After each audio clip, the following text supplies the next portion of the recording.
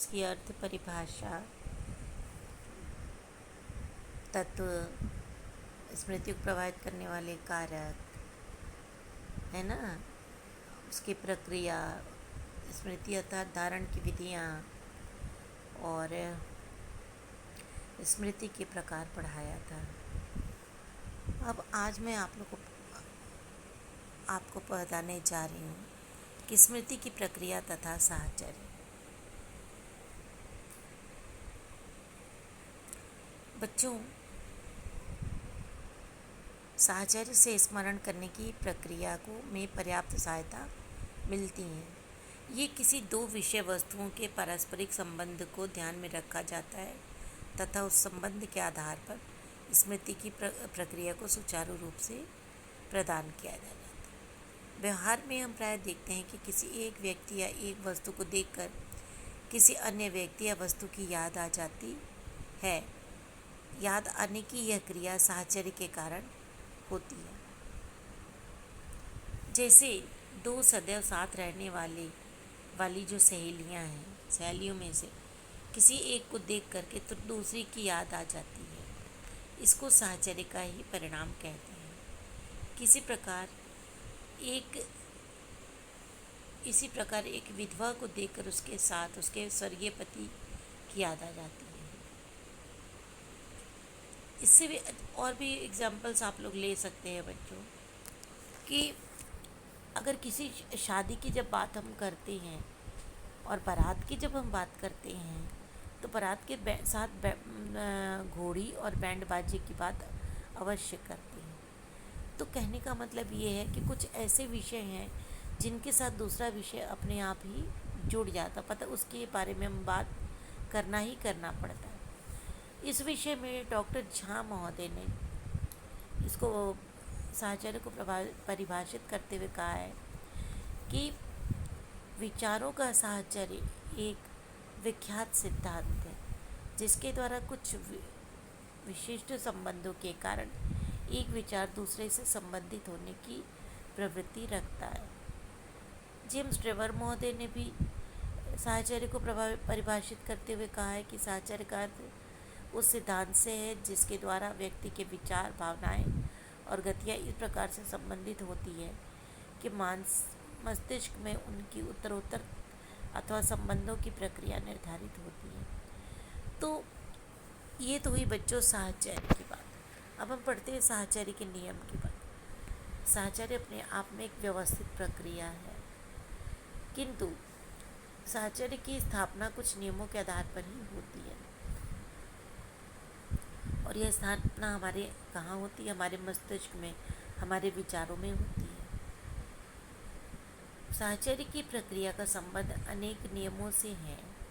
इन समस्त नियमों को दो वर्गों में बांटा गया है। पहला है प्राथमिक नियम तथा दूसरा है गौण नियम। साहचर्य के प्राथमिक नियमों में भी कुछ नियम हैं जिनमें से समीपता के नियम की हम आज चर्चा करने जा रहे हैं। साहचर्य का प्राथमिक नियम है समीपता का नियम।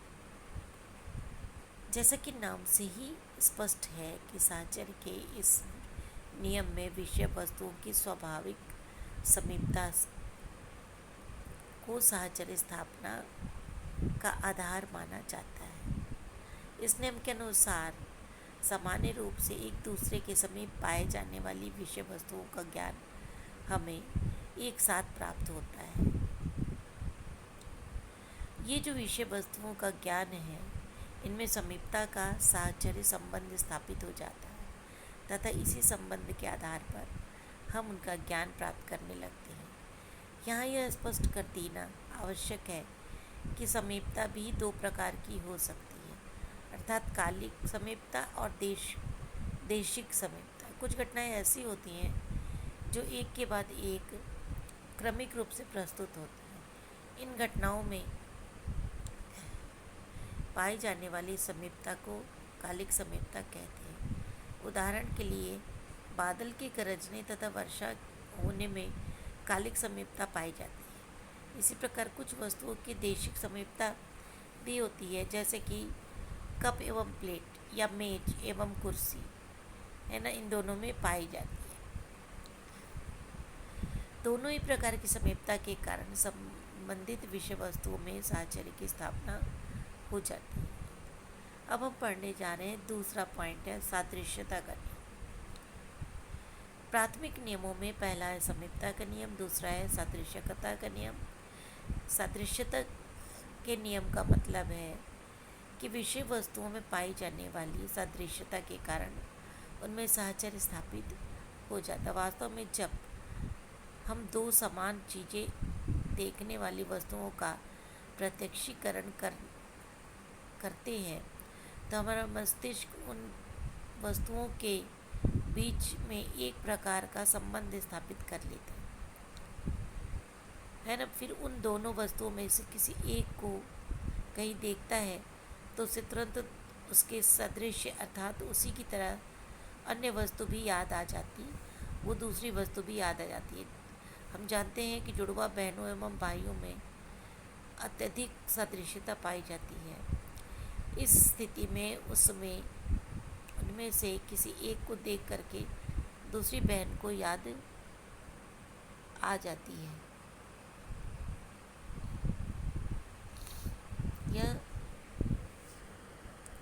यह सादृश्यता का ही परिणाम है। अन्य भी हम इसमें उदाहरण दे सकते हैं बच्चों कि जहाँ कई जगह से बच्चे, कई स्कूलों के बच्चे जब इकट्ठे हुए हैं तो जो बच्चे एक ही जैसे यूनिफॉर्म में हैं, क्योंकि वो एक दूसरे की तरह सादृश्य हैं, तो इसलिए उन बच्चों को हम आसानी से पहचान लेते हैं कि ये इस कॉलेज का बच्चा है, ये इस कॉलेज का बच्चा है, कौन क्रॉसवेट का है, कौन आर्य कन्या का है, कौन सेंट एंथनी का है। ये हम एक जैसे सदृश यूनिफॉर्म के कारण ही पहचान लेते हैं। तीसरा है विरोध का नियम। साहचर्य का एक अन्य नियम है विरोध का नियम। इस नियम के अनुसार संबंधित वस्तुओं में पाया जाने वाला स्पष्ट विरोध भी प्रायः साहचर्य स्थापित करने का कारण बन जाता है। प्रायः गोरे एवं काले रंगमुख वाले सुख दुख के भावों, मिलान एवं वियोग आदि में पाए जाने वाले वियोग के कारण उनमें एक प्रकार का साहचर्य संबंध स्थापित हो जाता है। विरोध के नियम के अनुसार परस्पर विरोधी गुण धर्म वाले एक तत्व के प्रत्यक्षीकरण के साथ ही साथ दूसरे तत्व की भी याद आ जाती है। चौथा है क्रमिक रुचि का नियम।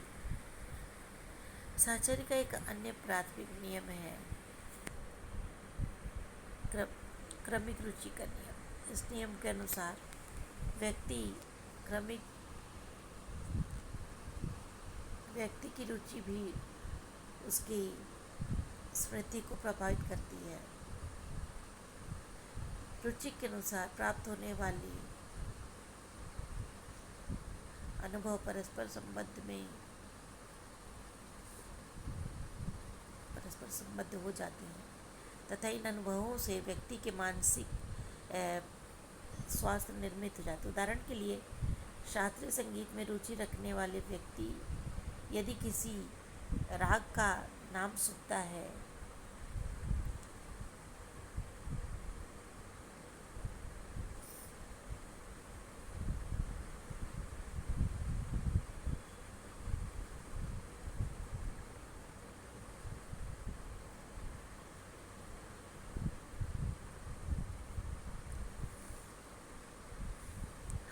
नाम सुनता है तो उसे तुरंत उस राग के गायक का नाम याद आ जाता है। तो ये था बच्चों क्रमिक रुचि का नियम। अगला है गौण नियम। पहला प्राथमिक नियम थे, ये गौण नियम है जो प्राथमिकता का नियम है, नवीनता का नियम है, पुनरावृत्ति का नियम है, स्पष्टता का नियम है ना।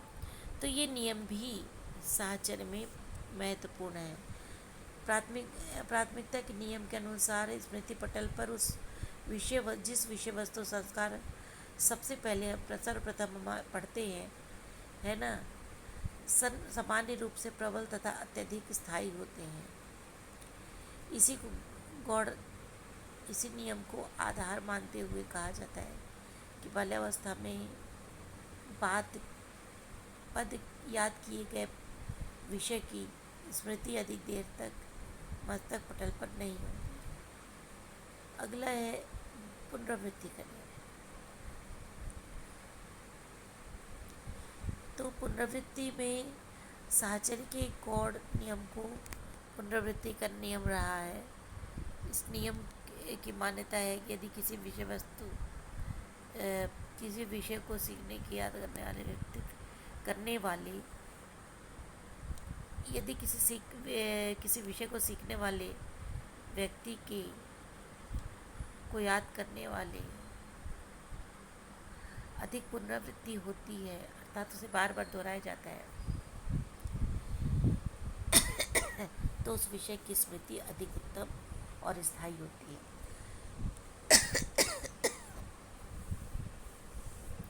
अब है बच्चों स्पष्टता का नियम।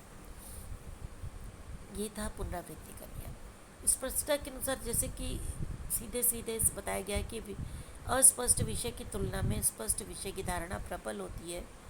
ऐसा है कि क्योंकि वो जो स्पष्ट होता है वो बहुत जल्दी हमारे धारण में स्थापित हो जाता है। अब है प्रबलता का नियम। कुछ विषयों का संबंध किसी प्रबल संवेग से होता है।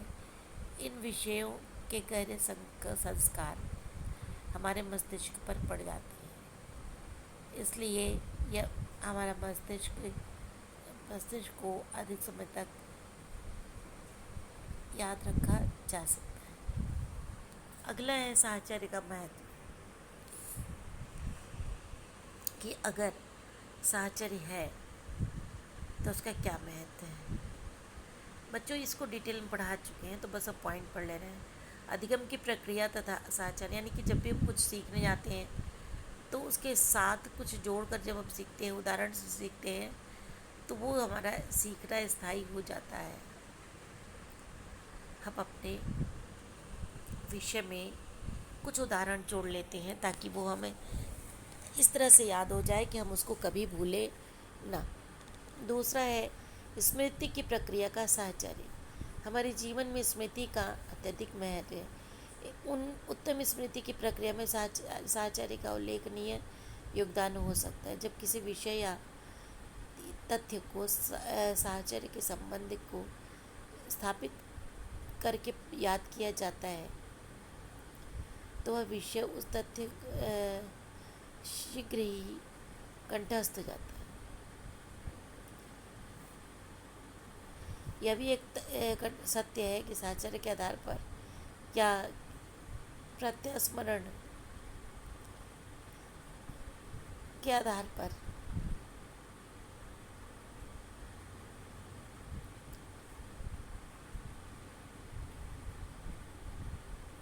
तो बच्चों इस प्रकार से स्मृति की बताया मैंने। कुछ विद्वानों का मत है कि हमारी स्मृति काफ़ी हद तक साहचर्य पर आधारित है। इसका एक कारण यह भी है कि किसी विषय को साहचर्य संबंध के परिणाम स्वरूप याद किया जाता है तो उस विषय को याद करते ही उस संबद्ध विषय की भी याद आ जाती है।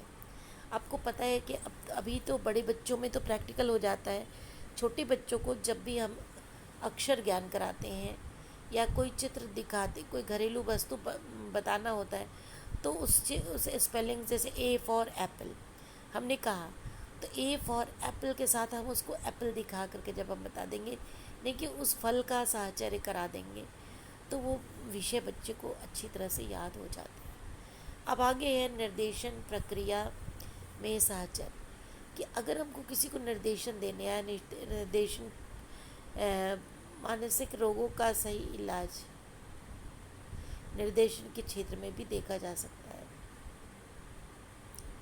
जबकि स्वतंत्र साहचर्य के आधार पर उसके आधार पर निर्देशन दिया जाता है, वह निर्देशन अधिक बलशाली होता है। अगला है मानसिक रोगों के निदान में साहचर्य। जितनी भी बातें हम लोगों ने पढ़ी बच्चों, उनमें से सबसे महत्वपूर्ण विषय है कि मानसिक रोगियों को का उपचार किस तरह से किया जाए, जिससे ऐसा जो व्यक्ति है वो घबरा ना जाए, है ना। तो ये था बच्चों साहचर्य और उसका महत्व। इसको आप पढ़ लीजिएगा, अपनी कॉपी में कर लीजिएगा, और विस्मरण हम लोग को पढ़ना है वो हम आपको अगले वीडियो में पढ़ाएंगे। थैंक यू बच्चों।